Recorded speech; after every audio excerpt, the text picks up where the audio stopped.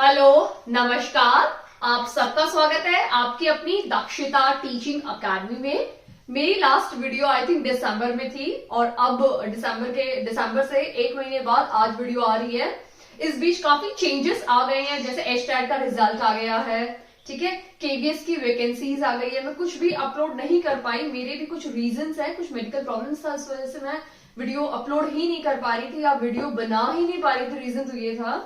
तो अब मैं वापस आपके सामने वीडियोस बनाऊंगी और रेगुलर मेरी वीडियोस आपको मिलेंगी। डेली मिल सकते हैं या फिर ऑल्टरनेट डेज में वीडियोस जरूर मिलेंगी, ठीक है। तो इस बीच मैंने देखा है कि केवीएस की वैकेंसीज आउट हो गई हैं। आपने नोटिफिकेशन देख लिया, आपको पूरी डिटेल्स मिल गई है। बहुत सारे लोगों ने फॉर्म भी फिल किया होगा, तो जिन्होंने फॉर्म फिल किया उनको प्रिपरेशन की भी काफी जरूरत है। केवीएस का जो टीजीटी मैथ्स और पीआरटी का जो मैथमेटिक्स सेक्शन आता है या टीजीटी या पीजीटी में जो मैथमेटिक्स सेक्शन आता है उसको मैं कवर कराने वाली हूँ इसमें। और रीजनिंग सेक्शन जो तीनों में आएगा, पीजीटी, टीजीटी और पीआरटी, जो तीनों में रीजनिंग सेक्शन आएगा और जो मैथमेटिक्स सेक्शन आएगा उसको मैं अपने चैनल पे कवर करने वाली हूँ। प्लस मैं इस बार साइंस भी इंट्रोड्यूस करूंगी अपने चैनल पे, कि मैं आपको साइंस के वीडियोस भी काफी पोस्ट करने वाली हूँ, ठीक है। तो इसके आपके लिए काफी ज्यादा हेल्पफुल होंगे। तो वैसे तो आपने बाकी चैनल्स में देख लिया होगा कि टीजीटी मैथमेटिक्स का क्या सिलेबस है, बट मैं स्टिल आपको बताना चाहती हूँ जिन्होंने अभी तक अवेयर नहीं है सिलेबस के बारे में, तो इसी सिलेबस के अकॉर्डिंग ही मैं आपकी प्रिपरेशन स्टार्ट कराऊंगी, ठीक है। एज सच आपको पता है केवीएस एक सेंट्रलाइज्ड एग्जाम है, जिसमें अगर आपका आप सिलेक्शन हो जाता है तो आपको अलग अलग सिटी या अलग अलग स्टेट जाने का मौका मिलेगा, पढ़ाने का बच्चों को मौका मिलेगा, ठीक है। तो उसके लिए बहुत इंपॉर्टेंट है आपका एग्जाम क्लियर करना, बहुत ज्यादा इंपॉर्टेंट है, क्लियर। तो अब हम देखते हैं कि टीजीटी मैथमेटिक्स का सिलेबस क्या है। तो सिलेबस है, बहुत कॉमन सिलेबस है। अगर आप इस सिलेबस को देखोगे तो ऑलरेडी मैंने एचटेट की प्रिपरेशन के टाइम पे ये काफी सारे टॉपिक्स कवर कराए हुए हैं, लेकिन स्टिल मैं केवीएस के लिए वापस ये प्रिपरेशन कराऊंगी स्टार्टिंग से, यानी सिर्फ बेस लेवल से करेंगे। अगर आपको पता हो, वन मोमेंट,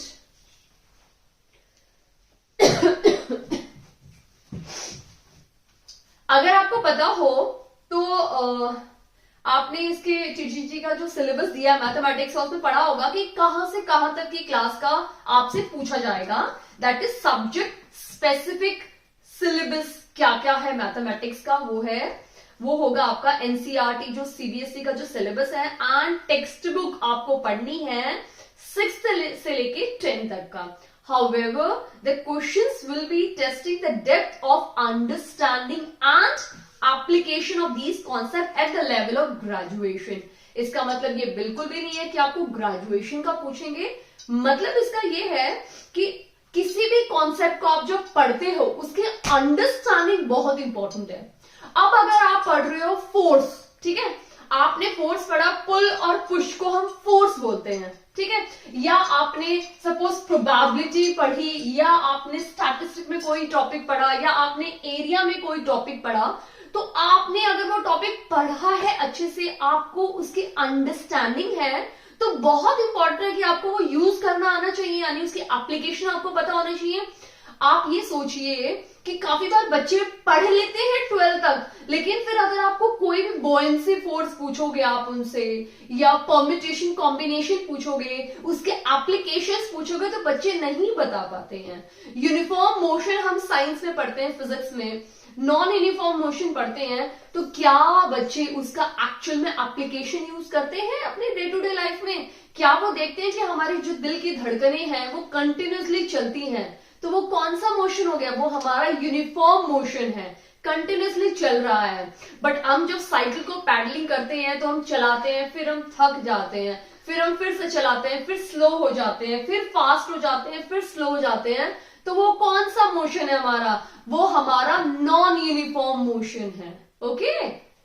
ऐसे सब चीजें आपको पता होना चाहिए कि अगर आपको किसी भी टॉपिक के बारे में, रियल नंबर्स के बारे में अगर आपको पता है, अब बैंक में हम जाते हैं, डेबिट क्रेडिट जो हम पढ़ते हैं बैंक में, क्रेडिट क्या होता है, डेबिट क्या होता है, ठीक है। ये प्लस माइनस यानी इंटीजर्स तो हैं, एक बार आप पैसे डिपॉजिट करते हैं तो आप ऐड करते हैं, निकालते हैं तो उसको माइनस करते हैं, तो दोनों एक साथ हो रहे हैं, तो क्या हो गया, ये इंटीजर्स ही हैं।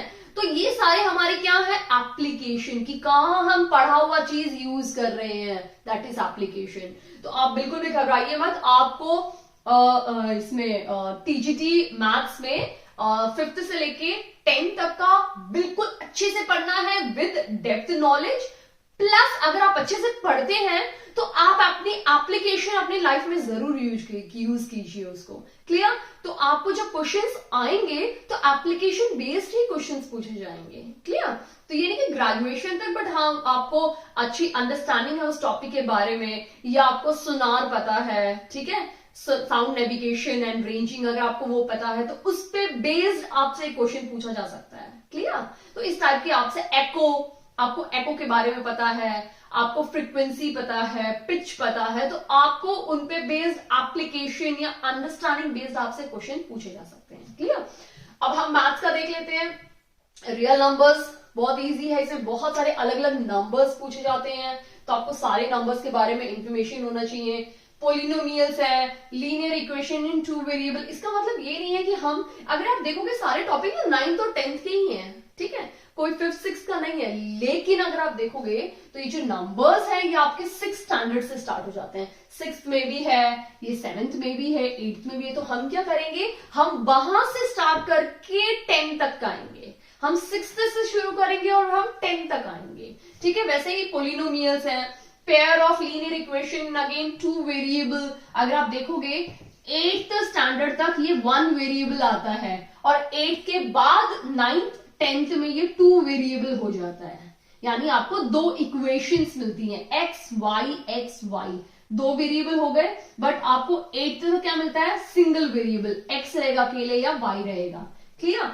क्वाड्रेटिक इक्वेशन, ठीक है, एपी अर्थमेटिक प्रोग्रेशन। अगर आप देखोगे यहाँ पे सिर्फ एपी के बारे में डिस्कस हुआ है, जीपी के बारे में डिस्कस नहीं हुआ है, क्योंकि 11th स्टैंडर्ड में आपका जीपी यानी geometric progression and harmonic progression भी है।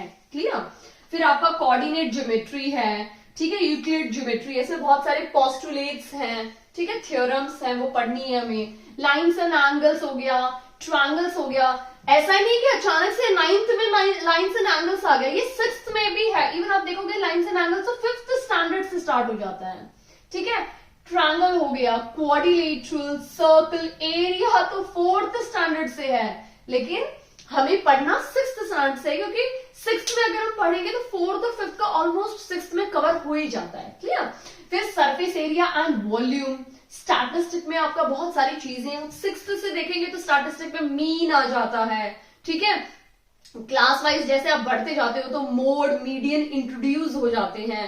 9th 10th में आपके रेंज आ जाता है, डिफरेंट टाइप्स का यूज करके हम मीडियन यूज कर सकते हैं, एज्यूमीन मेथड यूज करते हैं, स्टेप डेविएशन मेथड यूज करते हैं। क्लियर? फिर आपका आ जाता है प्रोबेबिलिटी। क्लियर? ट्रिग्नोमेट्री आता है और उसकी आइडेंटिटीज भी पूछी जाती हैं। ठीक है, आपको कोई भी एक दे देंगे, पूछेंगे इसका कौन सा राइट आंसर है, तो आपको पूरा सॉल्व करके देखना पड़ेगा कौन सा राइट आंसर है। ठीक है, फिर height and distance, height and distance का आता है angle of elevation, angle of depression. एक छोटे बच्चे जनरली देखते हैं, अरे एरोप्लेन उड़ रहा है, अरे वाह एरोप्लेन उड़ रहा है, कितने डिग्री एंगल पे एरोप्लेन उड़ रहा है वो बच्चे को पता ही नहीं होता है। तो इस टाइप के एप्लीकेशन क्वेश्चन आपसे एग्जाम में पूछे जाएंगे, तो ज्यादा स्ट्रेस और टेंशन लेने की बिल्कुल भी जरूरत नहीं है। आपका बहुत इंपॉर्टेंट है कॉन्फिडेंट रहना कि हाँ ये सारे टॉपिक्स मैं कर लूंगी या मैं कर लूंगा और मैं अच्छे मार्क्स से केवीएस का एग्जाम क्लियर कर लूंगा।